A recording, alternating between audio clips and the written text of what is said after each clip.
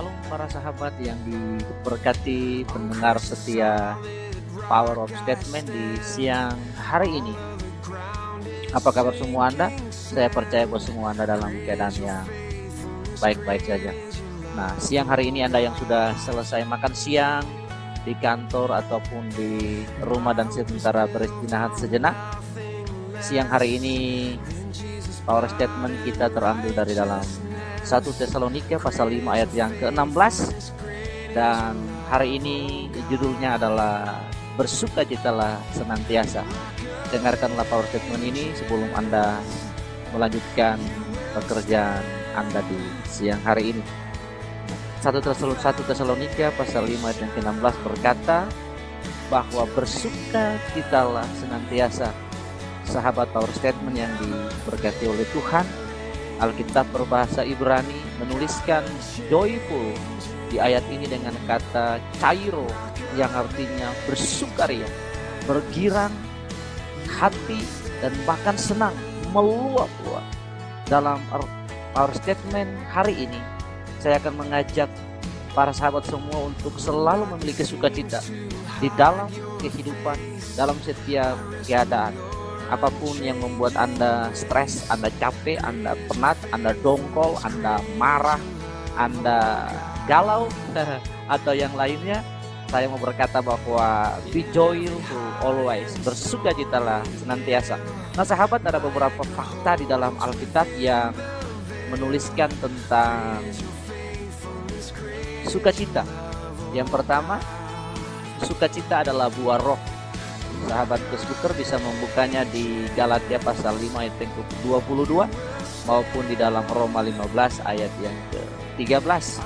Tetapi buah roh ialah kasih, sukacita, damai sejahtera, kesabaran, kemurahan, kebaikan, kesetiaan, kelemah lembutan, penguasaan diri. Tidak ada hukum yang menentang hal-hal ini. Nah, Galatia pasal 5 ayat yang ke-22 sampai 23. Roma berkata bahwa semoga Allah sumber pengharapan memenuhi kamu dengan segala sukacita dan damai sejahtera dalam iman kamu, supaya oleh kekuatan Roh Kudus kamu berlimpah-limpah dalam pengharapan. Roma 15 ayat 13. Sahabat, di dalam poin yang kedua, di dalam kerajaan Allah bukan hanya ada kebenaran, tapi sukacita. Roma 14 ayat yang ke-7. Sebab kerajaan Allah bukan soal makan dan minuman, tetapi soal kebenaran, damai sejahtera, dan sukacita oleh Roh Kudus. Poin yang ketiga, sahabat Power Statement, Roh Kudus menggunakan firman-Nya untuk menciptakan sukacita. Roma 15 ayat yang ke-5. Semoga Allah yang adalah sumber ketekunan dan penghiburan mengaruniakan kerukunan kepada kamu sesuai dengan kehendak Kristus. Sahabat, terkadang kita menjumpai kehidupan yang tidak memiliki sukacita. Karena itu berikut adalah hal-hal yang bisa menghambat keberadaan sukacita kita. Amsal berkata bahwa hati yang gembira adalah obat, tetapi semangat yang padam mengeringkan tulang. Jadi tidak usah galau hari ini, tidak usah stres hari ini, tidak usah marah, tidak usah bete hari ini. Apapun yang terjadi, be joyful always. Nah, ada beberapa hal yang menghambat sukacita kita di dalam Tuhan, dalam pekerjaan kita, dalam melakukan hal-hal apapun. Yang pertama, sahabat yang diberkati oleh Tuhan, adalah dosa.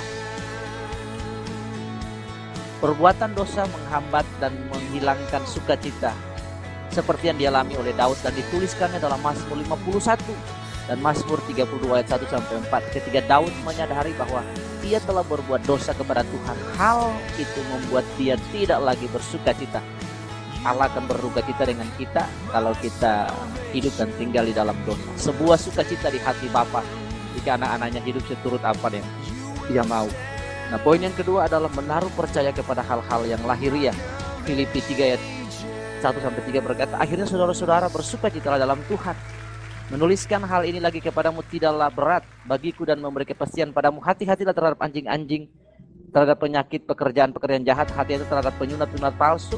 Karena kitalah orang-orang bersunat yang beribadah oleh Roh Allah dan bermegah dalam Kristus Yesus, dan tidak pernah menaruh percaya pada hal-hal yang lahiriah. Berdasarkan ayat ini dan di dalam Lukas 10:17-20, Tuhan mengingatkan walaupun mungkin pelayanan kita mengalami hambatan, misalnya kekasih kita yang sakit sudah kita doakan tetapi tidak sembuh-sembuh, pacar Anda yang sakit didoakan tidak sembuh-sembuh, Diharapkan kita tetap bersuka cita karena kita percaya hal-hal yang rohani, yaitu nama kita terdaftar di sorga. Sahabat yang dikasihi oleh Tuhan, berikut hal yang ketiga yang menghambat sukacita kita adalah pendisiplinan daripada Tuhan. Ibrani 12 ayat 11, memang tiap-tiap ganjaran pada waktu ia diberikan tidak mendatangkan sukacita tetapi duka cita. Tetapi kemudian ia menghasilkan buah kebenaran yang memberikan damai sejahtera kepada mereka yang dilatih olehnya. Hari-hari ini apakah Anda didisiplin oleh Tuhan, Anda ditegur oleh Tuhan, tetap bersuka cita. Jangan berduka cita karena Tuhan ingin untuk melatih setiap putra putri kerajaan untuk menjadi serupa dengan Dia. Terus bersuka cita, terus bersemangat sahabat. Kalau Caesar di acara Smile bisa terus bersuka cita walaupun dibayar loh, tapi dia terus bersuka cita di dalam Tuhan. Nah, poin yang keempat yang menghalangi atau menghambat kita bersuka cita adalah ujian dan pencobaan iman. 1 Petrus pasal 1 ayat 6, bergembiralah akan hal itu sekalipun sekarang ini kamu seketiga harus berduka cita oleh berbagai-bagai pencobaan. Pada saat kita mengalami ujian atau pencobaan, kita akan mengalami duka cita. Oleh sebab itu nasihat untuk bersuka cita diberikan bagi kita, sebab pada dasarnya mengalami pencobaan merupakan pengalaman yang tidak menyenangkan. Nah, Bapak Ibu Saudara yang diberkati oleh Tuhan, tadi adalah 4 hal yang menghambat kita untuk bersuka cita. Sekarang ada 4 hal lain yang mendorong kita untuk bersuka cita. Yang pertama adalah akui dan tinggalkan dosa. Mazmur 32 ayat 3-5, dosaku kuberitahukan kepadamu dan kesalahanku tidaklah kusembunyikan. Aku berkata, aku akan mengaku kepada Tuhan pelanggaran-pelanggaranku, dan Engkau mengampuni kesalahan karena dosaku. Bersukacitalah bahwa Tuhan menjadi solusi bagi kita. Kita mengakui dosa kita, kita diampuni oleh Bapa kita, dan jangan pernah berbuat dosa lagi. Yang berikut adalah pengharapan dan percaya kepada Allah. Pengharapan kita tidak pernah sia-sia, percaya kita tidak pernah sia-sia karena bersumber pada Allah. Semoga Allah sumber pengharapan memenuhi kamu dengan segala sukacita dan damai sejahtera dalam iman kamu, supaya oleh kekuatan Roh Kudus kamu berlimpah-limpah dalam pengharapan. Roma 15 ayat 13.